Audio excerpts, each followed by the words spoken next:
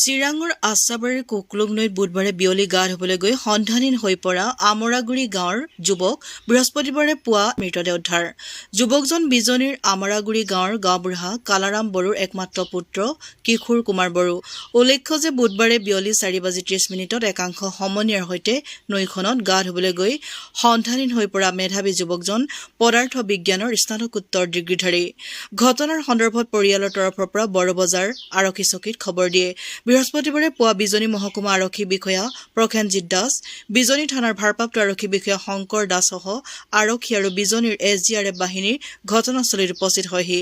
অৱশেষত SDRF বাহিনীয়ে নৈখনৰ শ্লুইচ গেটৰ সমীপত কিশোৰ কুমাৰ বড়োৰ মৃতদেহটো উদ্ধাৰ কৰিবলৈ সক্ষম হয়। তাত এইটো মোৰ মামা হয়। মামাৰ লগত মই আহিছে। মামাটো মানে একজন ফ্ৰেণ্ড আছে, কিবা গান্ধীপ ডিমাদিনা এনেকুৱা নামটো।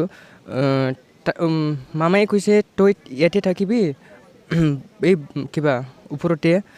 তাতে মামাই গৈছে, গাঁও ধুব গৈছে এই ফ্ৰেণ্ডৰ লগত। তাতে মই কিবা মোবাইল চাই আছে।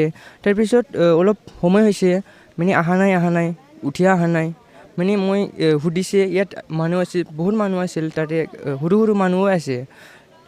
তাত মই সুধিছে অলপমান মানুহত, তাতে কিবা আছিল, মদ খাই মানুহ আছিল। এনেকুৱা তাতে মই সুধিছে, তাতে ফোন কৰিছিল কোনোবা কিবা আগত দেখিছে ক'ৰবাত গিছিল এনেকুৱা কৈ।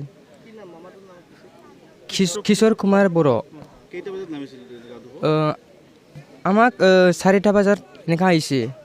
তাৰপিছত মই এনেই ইয়াতে মোবাইল চাই তাকে 5টা বজাত মানে মই এনেই চাইছে আৰু মানে ক'ত গৈছে বা ক'ত যোৱা নাই এনেকুৱা চাইছে, মানে ক'ৰবাত গৈছিল নেকি ফ্ৰেণ্ডৰ লগত এনেকুৱা ভাবিছে। মইতো ভাবা নাই না এনেকুৱা হ'ব, এইটোৱে।